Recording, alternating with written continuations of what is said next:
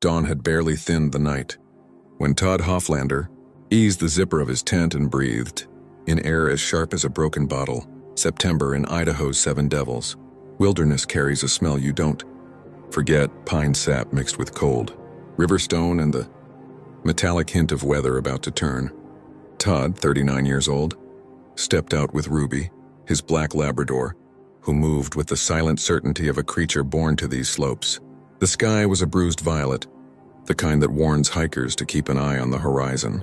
Todd and his friend Jeff Wills had come to scout deer hunting grounds, a quick weekend reconnaissance among peaks that climb more than 2,000 meters, straight out of the Snake River Canyon. Trails here twist like forgotten handwriting. Rocks shear off without notice. Wind tumbles through the ridgelines, carrying fragments of voices from nowhere. Locals say the Seven Devils earned their name from those echoes, sounds that don't quite match the land. They'd spent 2 days climbing between Ship Creek and McGuffey Reservoir, their boots chewing up the shale. On the morning of September 27th, near a saddle called McCaffrey's Cow Camp, Todd felt a stabbing in his knee, a sudden rebellion of muscle and bone after miles of punishing descent. He told Jeff he'd take the easier trail down toward the Snake and wait at the McGuffey cabin. Jeff would loop north along the crest, meet the river farther on, then swing back by boat. A clean plan on paper. Out here, paper plans dissolve like sugar in rain. Ruby padded beside Todd as he turned downhill. The slope smelled of wet iron. Shadows stretched and recoiled as clouds moved across the sun.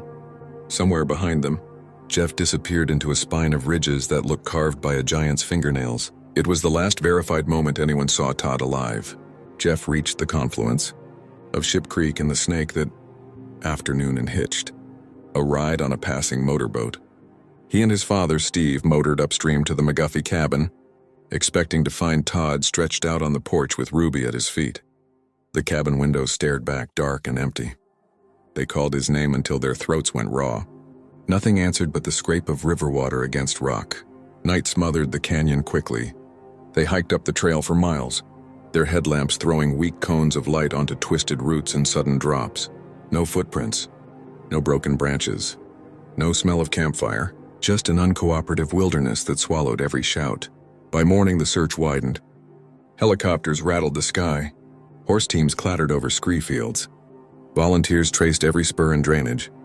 The terrain fought them at every step, slopes collapsing like loose pages, waterfalls masked by fog, cliffs that fell straight into the river's iron throat. Even the wildlife seemed unsettled. Elk bugled in midday silence. A hawk wheeled in a frantic spiral and vanished into a cleft of stone. Days stretched.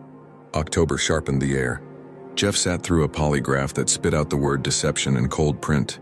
He insisted the machine was wrong. Photos on his camera showed Todd alive that morning, knee aching but smiling. Yet the sheriff's questions thickened like storm clouds. Why no trace? Why no weapon?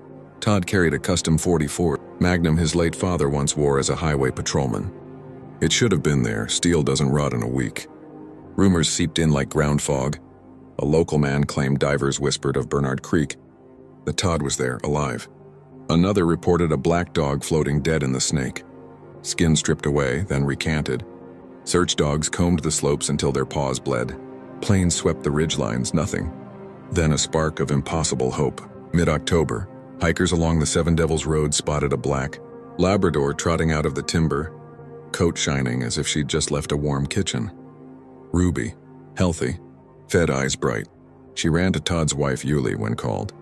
No collar, no pack, no sign of where she'd been. When brought back to the mountains to lead rescuers, Ruby only circled and whined, nose to the wind, as if scent and memory refused to align. Weeks passed. Snow flirted with the peaks. The official search shut down on October 21st. Todd had become another name in the wilderness ledger, missing, presumed dead. Nearly 10 years later, April 2020, a hunter near Bernard Creek found what remained of a man on a slope that had been searched countless times, bones scattered beside a weather-blanched backpack and a camera whose memory card still held the laughter of earlier hikes. No boots, no gun, just partial remains, as if the mountain had edited the story for itself. The questions didn't fade. How could trained teams miss a body so close to the trail?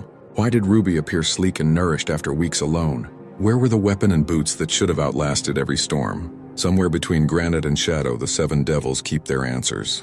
The mountains waited with a patience only stone understands. By the time autumn bled fully into winter, the official search for Todd Hoflander had been folded away, like a map no one wanted to read again. But absence has a sound of its own, an echo that keeps speaking even when people stop listening. Ruby's sudden reappearance gnawed at everyone involved.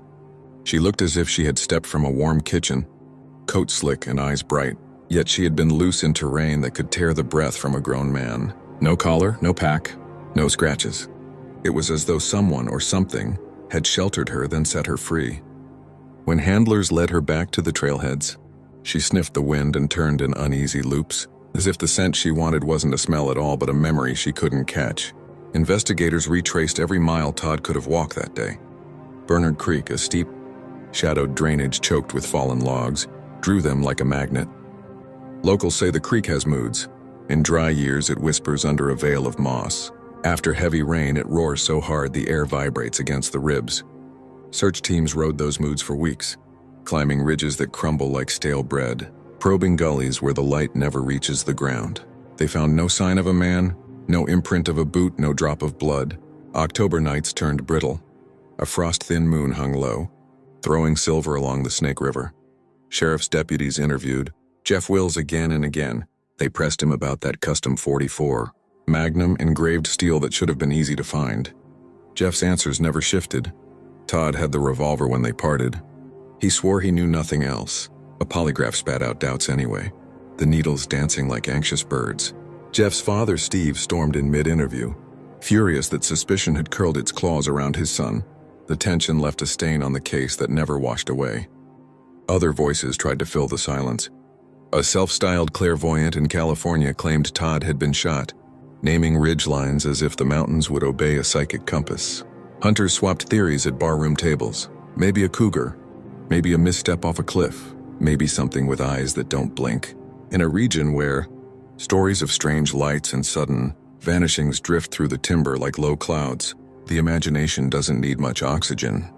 Meanwhile, Yuli Hoflander kept searching in her own way. She walked riverbanks where the water gleamed like dark glass. She traced the smell of pine sap through the first snows, calling a name that no longer answered. Friends say she began to notice small things she had missed before. How the forest sometimes went abruptly still, how a ridge could feel occupied even when empty, how the wind might carry a tone that wasn't quite mechanical and wasn't quite natural. Years slipped by. Snowmelt carved new scars in the cliffs each spring. The Seven Devils grew taller in legend, if not in height. Hikers passed through, some returning with tales of muffled footfalls behind them or distant lights that pulsed without source. None of it brought Todd home. Then came April 2020. A hunter moving through Bernard Creek followed a narrow deer path that twisted like a question mark.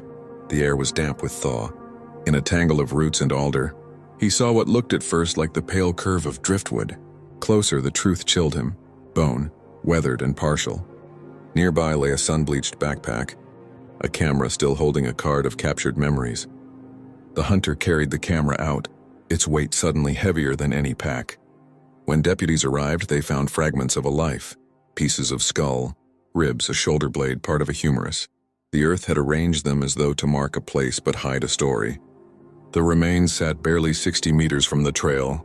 Todd was supposed to follow, a distance a search dog could cover in heartbeats, yet no one had seen them.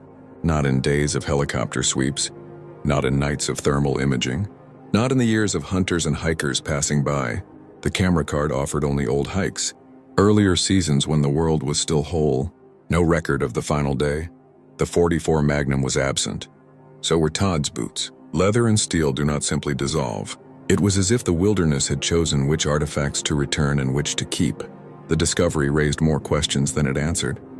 Could Todd have climbed there injured, hidden under brush until time and weather claimed him? Could water have moved his remains uphill instead of down? Experienced trackers scoffed. Gravity does not rewrite itself. Even stranger, the spot had been combed during the initial search.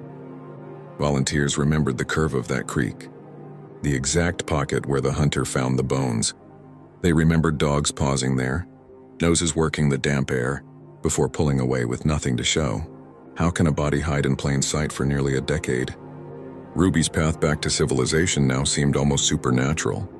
For weeks she had survived alone unless she wasn't alone. No one could explain her shining coat or the calm in her eyes. Some whispered that she'd stayed beside Todd until something or someone drove her off.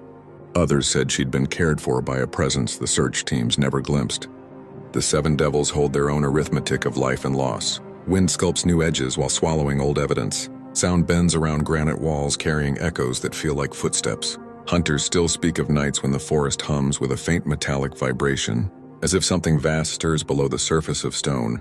10 years on, the canyon still offers only fragments, bone without boots, a loyal dog without answers, and a silence that rearranges itself every time someone listens.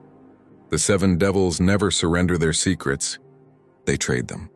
By the time Todd Hoflander's partial remains were identified through DNA, a decade had passed, and the mountains had reshaped themselves around the mystery, as if the land itself preferred the question to the answer. In the months after the discovery, investigators revisited the old evidence, laying it out like fragments of an unfinished mosaic. There was the camera, memory card filled with images of earlier hikes but none from the final day. There was the sun-bleached backpack webbing stiff with time. Missing were the things that should have endured. His boots, his weapon, the blue dog pack Ruby wore when she vanished beside him, absences that carried more weight than the objects themselves. Like empty chairs at a family table, search logs from 2010 became artifacts of their own, handwritten, notations of weather shifts, helicopter flight paths, the arcs of search dogs who had once padded over the very ground where bones were eventually found. Veterans of those teams studied the maps with a quiet disbelief. They had walked that stretch of Bernard Creek, felt the icy spray off its cascades, watched their dogs lower noses to the same soil. Nothing. And then, 10 years later, everything. Some locals leaned toward the ordinary explanation. A slip on a hidden ledge, a sudden fall masked by autumn brush, Ruby roaming until instinct drew her back to people. Yet even the pragmatic found themselves snagged by details. How does a body evade helicopters with thermal cameras, night searches with infrared lenses, canines trained to track a single drop of scent? Why did Ruby emerge so impossibly healthy? Her coat glossed as if by unseen hands. And why did the wilderness finally yield? Todd's remains only when the story had nearly faded from memory? Other voices whispered of stranger possibilities. Hunters spoke of nights when the forest seemed to vibrate with a low metallic thrum, a sound that slid under the skin like an unspoken word. Hikers told of distant flashes, of light that darted through the ravines without source or pattern. Old-timers mentioned the Seven Devils, long folklore, shapes half seen in the tree line, echoes that don't match the mouths that make them. The way fog sometimes hangs in geometric curtains as if arranged by design. None of it proved anything. All of it kept the legend alive. For Yuli Hoflander, the mystery became a kind of weather that never cleared. She walked the trails each anniversary, Ruby padding beside her like a living shadow. She told friends that some nights she woke convinced. Todd was close, not as a presence, but as a question pressing against the edge of sleep. When the coroner's report arrived, it offered only clinical phrases: partial remains and no evident trauma, cause of death undetermined, words that built no bridge to understanding.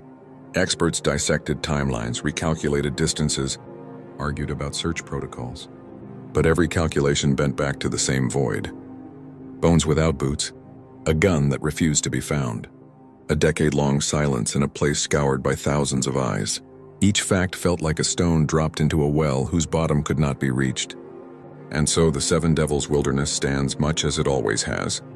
Jagged ridges clawing at the sky, canyons that drink light, forests that can turn a man into a rumor. Todd Hoflander's story lingers there, stitched into the wind and the dark water, not as a solved case but as a living riddle. Hikers who pass through sometimes pause without knowing why, sensing a history beneath the moss and granite, a pulse beneath the earth that might be grief, or memory, or something stranger still. Perhaps the mountains chose what to give back: a loyal dog, a scatter of bones, a camera filled with echoes, and what to keep hidden forever. Perhaps the wilderness guards the final moments because they belong only to the man who walked into its silence. The trail remains open. The questions remain louder.